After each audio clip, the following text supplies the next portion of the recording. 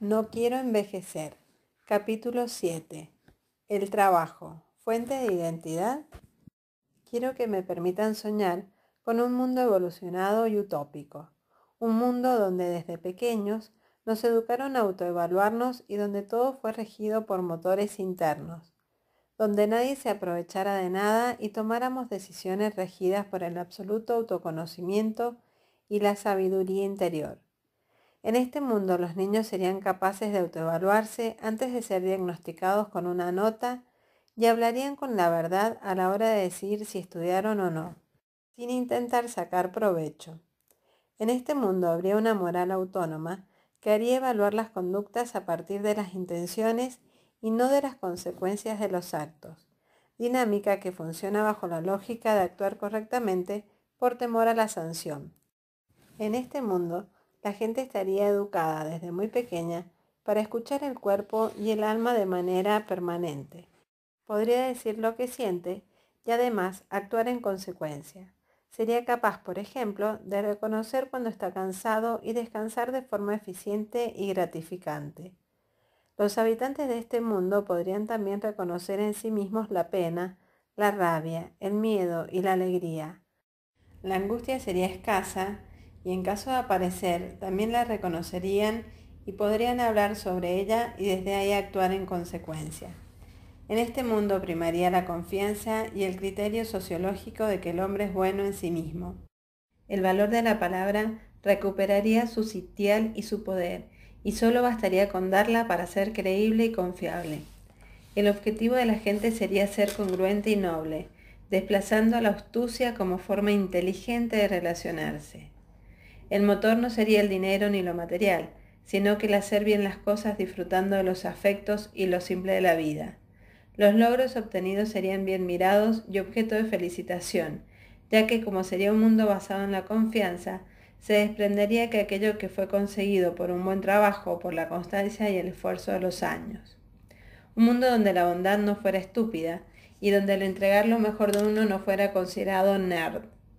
En este mundo la gente reiría de buena gana, sería capaz de agradecer por lo que le ocurre y tendría todo el permiso para cansarse, estar triste y poder llorar con ganas, sin tener que recurrir a medicamentos que duermen las emociones.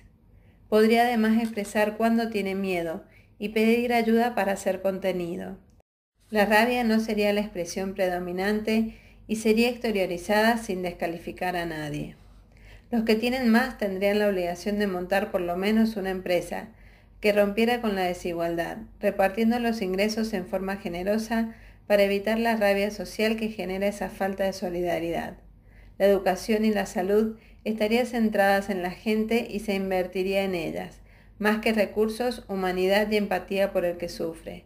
En este contexto, todos sentiríamos que están dando lo mejor de nosotros y por ende, todos, absolutamente todos, estaríamos mejor. El Estado debería cuidarnos y protegernos, pero por sobre todo escucharnos cuando las necesidades cambien, respetando la libertad y las diferencias individuales. Los juegos de poder no existirían y serían reemplazados por las vocaciones de servicio. Los derechos serían equivalentes a los deberes. Un mundo donde uno agradezca despertar y no reclame por ello, donde nos saludáramos y nos reconociéramos por el nombre y no solo por lo que hacemos. Un mundo donde todos, sin excepción, y desde el lugar en el que estemos, nos sentiríamos importantes y reconocidos.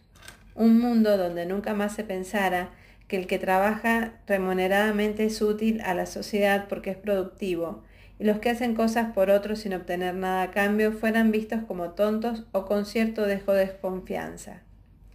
Un mundo donde fuera muy agradable trabajar y los trabajos fueran dignos, reconfortantes y con mucha movilidad.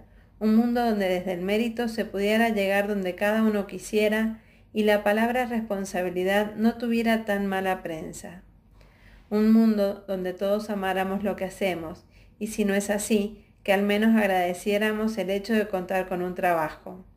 Un mundo donde hiciéramos esfuerzos para llegar a querer lo que hacemos o trabajáramos la vida entera para llegar a hacer algo que nos apasione.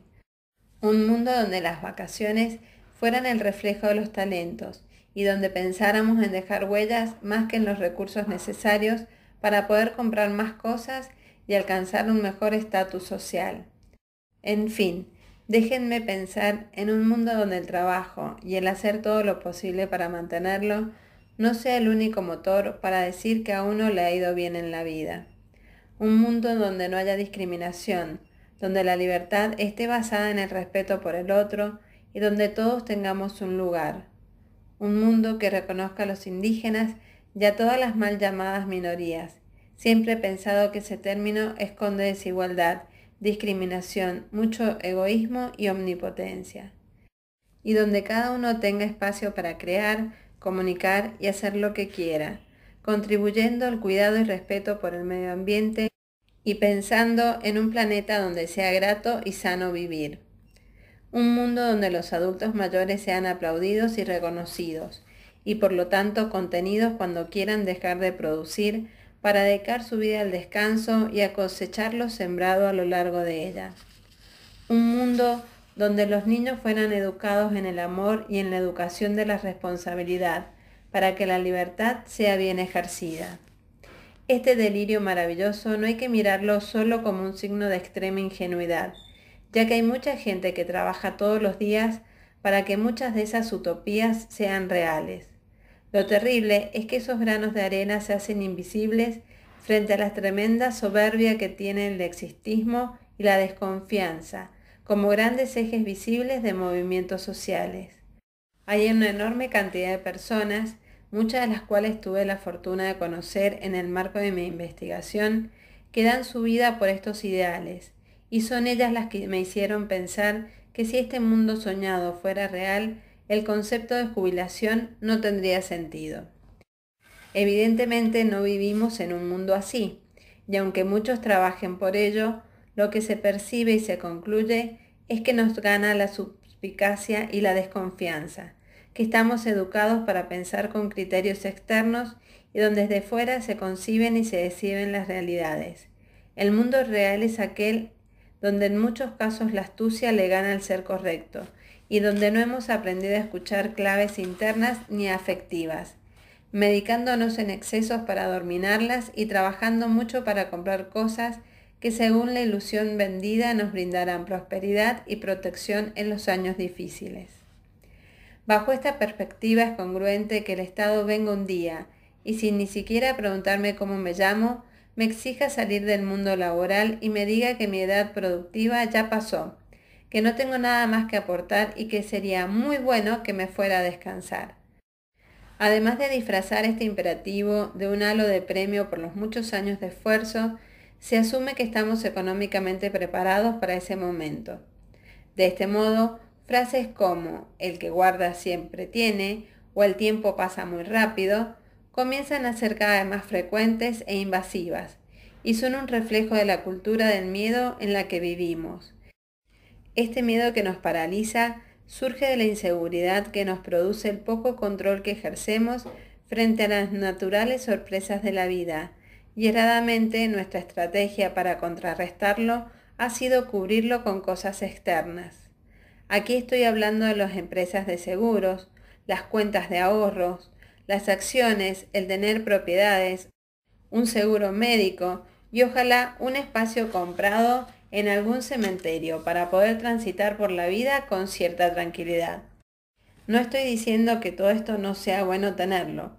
Efectivamente creo que la vida es más segura cuando las necesidades económicas están cubiertas. Sin embargo, creo que es importante detenerse a reflexionar sobre dónde está puesta las seguridades.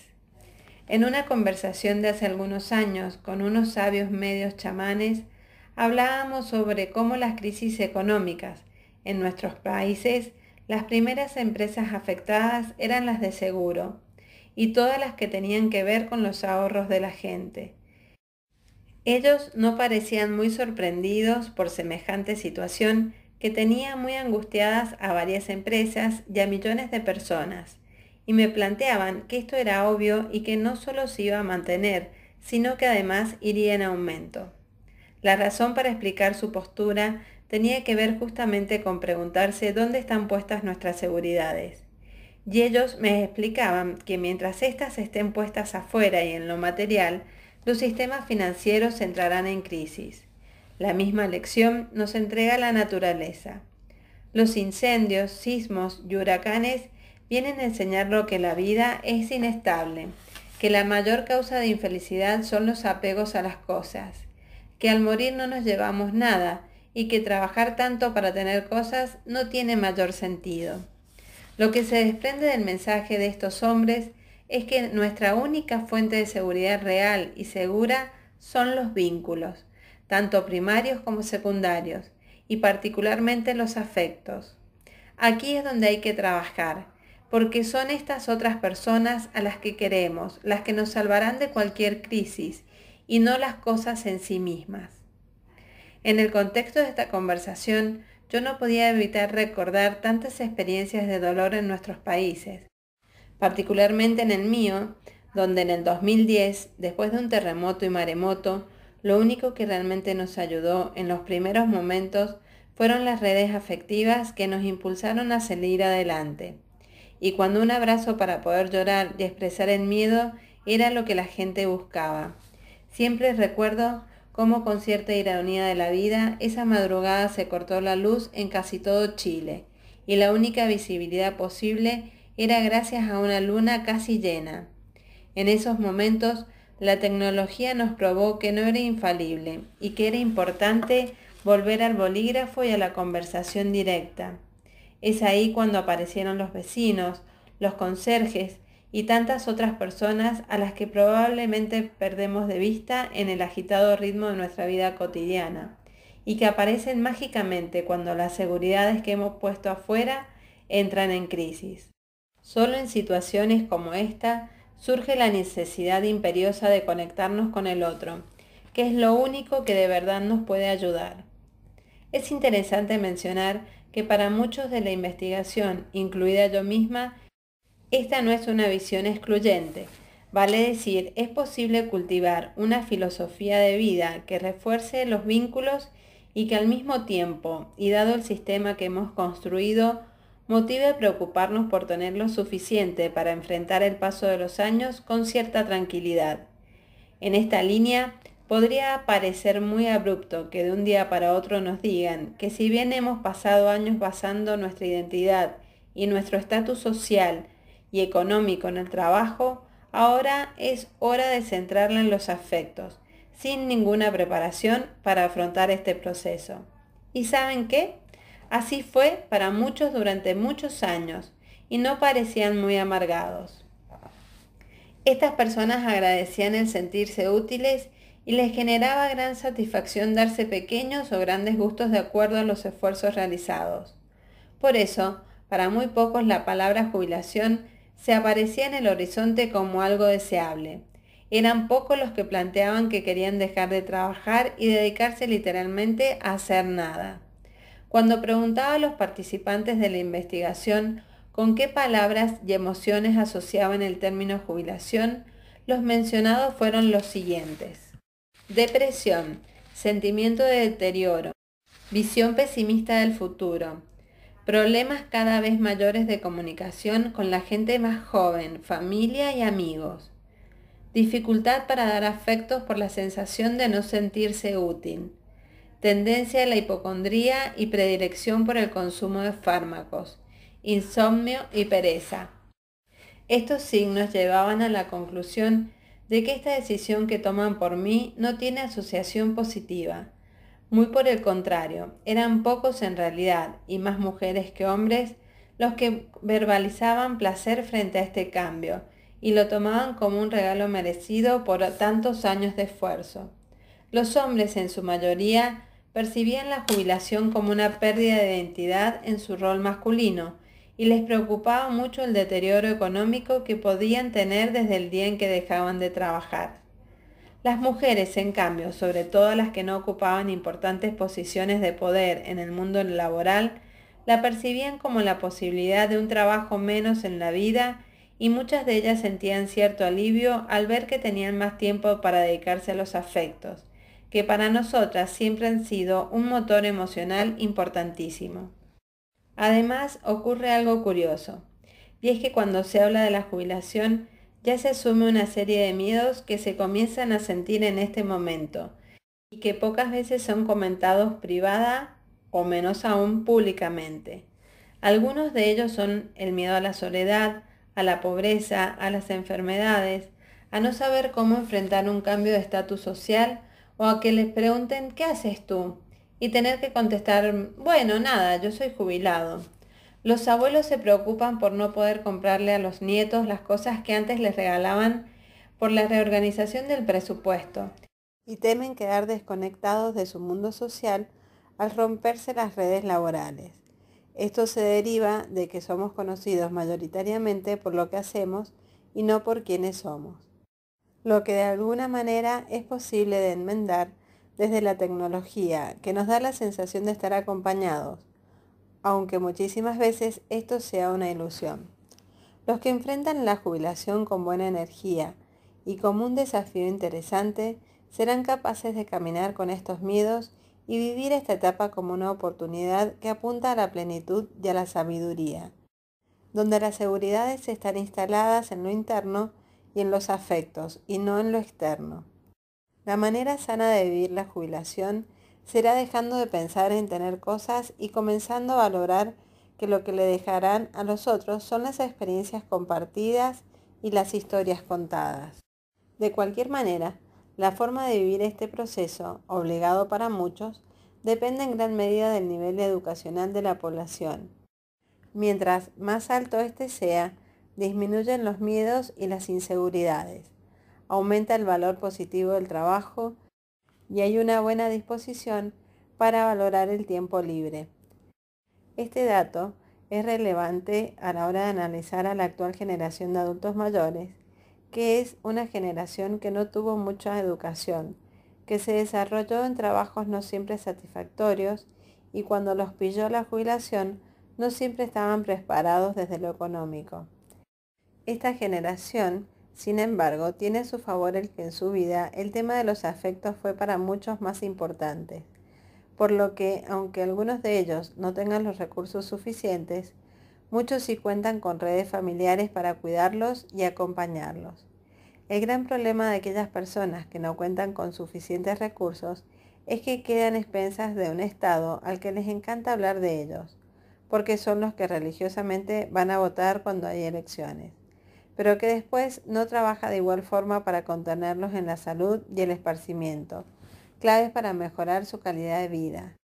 Los que más allá de su nivel educacional lograron a lo largo de su vida generar recursos que les permitieron ahorrar son los que pueden decidir si seguir trabajando, ya sea por placer o por querer mantener el nivel de vida que siempre han tenido, o dejar de hacerlo formalmente, pero por sus habilidades y aprendizajes adquiridos siguen activos y generando recursos. La próxima generación de adultos mayores será muy distinta.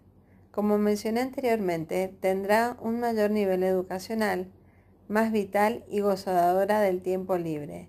Será una generación con menos miedo a la falta de recursos en la vejez, porque se han preparado para ello, pero con muchísimo más miedo al proceso de envejecimiento en sí, ese que ni con todo el oro del mundo van a ser capaces de detener.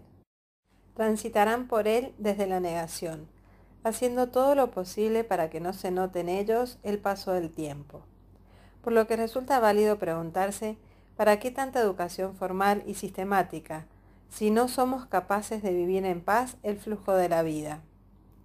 Quizás esta generación sea un grupo de transición entre los dos modelos recién descritos, lo que me parece, de acuerdo a los testimonios recogidos, que nos tienen que hacer pensar que si queremos evolucionar hacia sociedades más sanas, el concepto de jubilación debe ser replanteado. Creo que debiéramos ser capaces de decidir de manera individual cuándo queremos y podemos dejar de trabajar formalmente. Creo además que las organizaciones debieran estar obligadas a integrar la experiencia de los años con la energía de la juventud y que la sociedad necesita desarrollar la tolerancia y la paciencia para que las personas de distintas edades se escuchen y dialoguen. De lo contrario, seguiremos fomentando una sociedad fragmentada que ha empeorado a la juventud, aumentando su soberbia y haciéndoles sentir que tienen el mundo en sus manos. y despreciado el valor y la sabiduría ganados con los años. De este modo, asociando a la vejez nada más que situaciones lamentables, solo lograremos seguir alimentando el temor al paso de los años. Nadie está preparado para nada en la vida. Sin embargo, la polarización entre trabajo y descanso, o entre trabajo y disfrute, tienen obligatoriamente que cambiar si queremos vivir sanamente el proceso de jubilar. Para dejar de trabajar, solo está bien preparado quien durante su vida privilegió los afectos por sobre la generación de recursos. Al día de hoy, las sociedades están cambiando a pasos agigantados y nos estamos permitiendo hablar y discutir temas tan importantes como la droga, el matrimonio igualitario y tantos otros que espero tengan solución. En este contexto es que creo que debiéramos empezar a preguntarnos por el valor del trabajo y a atrevernos a hablar de flexibilidad laboral. Deberíamos también estar pensando en generar un proceso paulatino de desconexión con el trabajo formal, porque resulta a lo menos contradictorio que durante toda la vida se nos diga que el trabajo es la fuente de todo y que de un día para otro el discurso cambie y se nos arengue con la importancia de descansar, pasarlo bien y estar en familia. Justo además cuando se nos altera con la inminencia de un deterioro físico y tal vez mental. Sin duda, este es un caos difícil de organizar en la cabeza de cualquiera. Es como si de pronto nos dijeran: ahora sí, riegue el pasto, cuente cuentos y preocúpese de sus nietos, porque como con sus hijos no pudo hacerlo. Es un horror cómo diariamente nos fragmentamos y dividimos nuestra esencia. Tenemos la obligación de entender que si bien mi mundo perfecto, descrito al comienzo de este capítulo, está lejos de ser realidad, hay que trabajar por ello. En la vida se debe trabajar y disfrutar lo más posible, y ojalá nos muriéramos teniendo alguna actividad que nos llene el alma y nos haga sentir útiles. El trabajo hay que agradecerlo siempre. Nos permite crecer, desarrollar nuestros talentos, aspirar a una buena calidad de vida, y la constancia y el buen oficio siempre tienden a producir buenos resultados. El trabajo, además, nos permite relacionarnos con muchas personas con criterios diferentes, lo que es una fuente de constante crecimiento.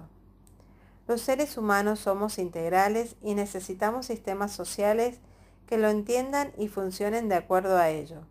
No necesitamos que nos digan: ahora eres papá, ahora eres mamá, ahora trabajas y los problemas se quedan afuera, ahora estás en casa y del trabajo no se habla.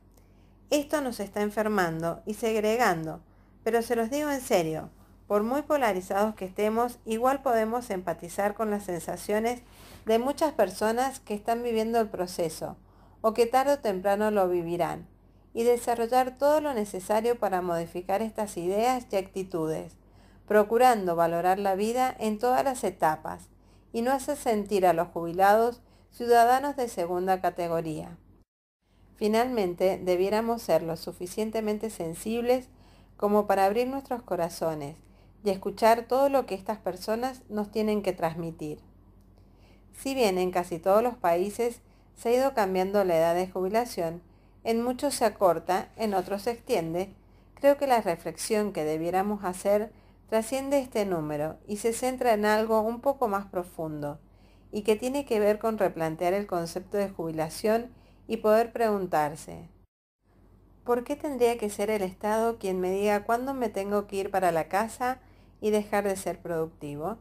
¿Por qué esa decisión no me permiten tomarla a mí cuando considere desde lo más profundo de mi corazón que estoy preparado tanto económicamente como emocionalmente para hacerlo?